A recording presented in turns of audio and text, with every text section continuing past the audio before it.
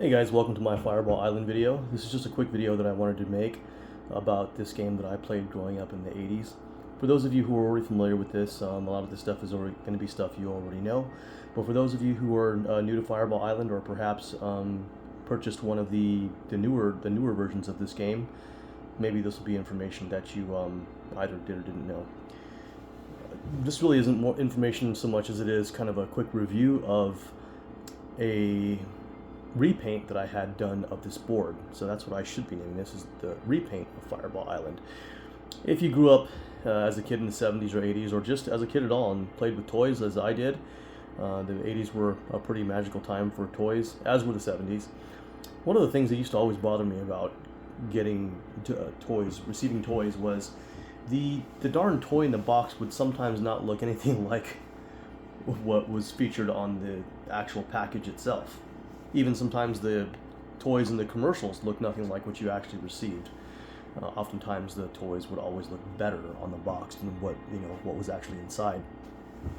This particular game was no exception, and I remember the first time that I opened this up as a kid, I remember looking at it and going, man, this is cool and everything, but why are the colors so off and weird, compared to what is pictured on the back?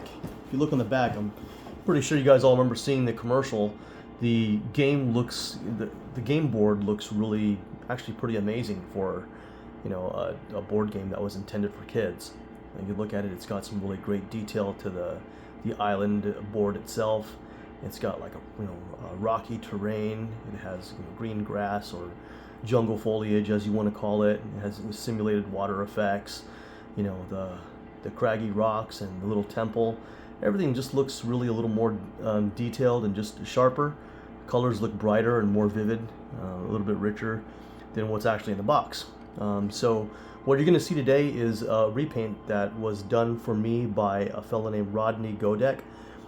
He's a guy that I discovered online who actually built custom video game boards. I found him on Board Game Geek, actually. And him and I have been in contact on and off for the last decade or so. He actually made one Fireball Island custom game for me many years back that I have since given away as a gift. So when I repurchased the game as an adult, I wanted to see if there was a way that he could if I could commission him to do a custom repaint of the actual board itself. So that's what I'm opening up here for the first time since I received it in the mail. I'm going to dispense with all of the packaging stuff. I went ahead and unboxed it already, and I'm actually looking at this for the first time along with you guys here.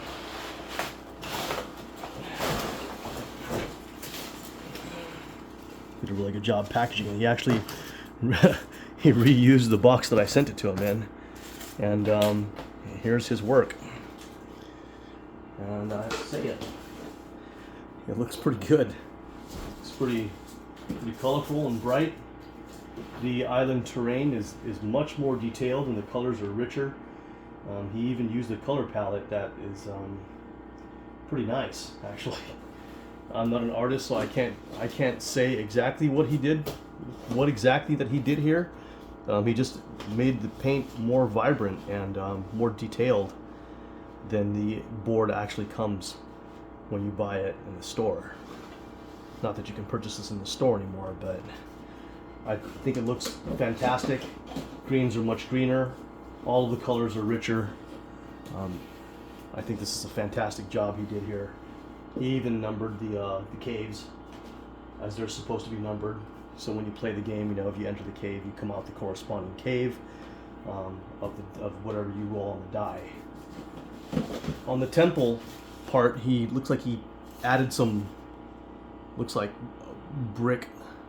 He added like brick detail to the temple itself, so it looks more like an actual temple, which is pretty neat, actually.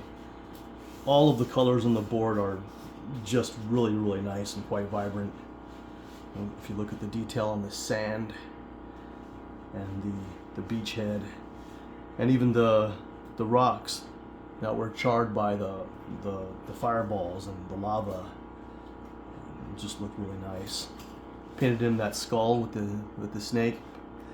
You can actually see that now, whereas if you buy the board from the store, you can't really see that detail as well.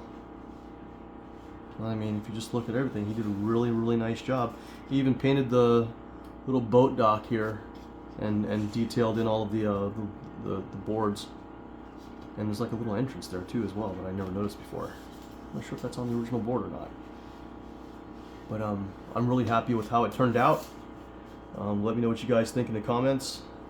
If you guys are, you know, Fireball Island freaks, fanatics like I am, and played the game growing up, you know how fun this game is. But if you're like me, you also noticed how crummy the original board game looked. And over time, time wasn't kind to them either. They tended to this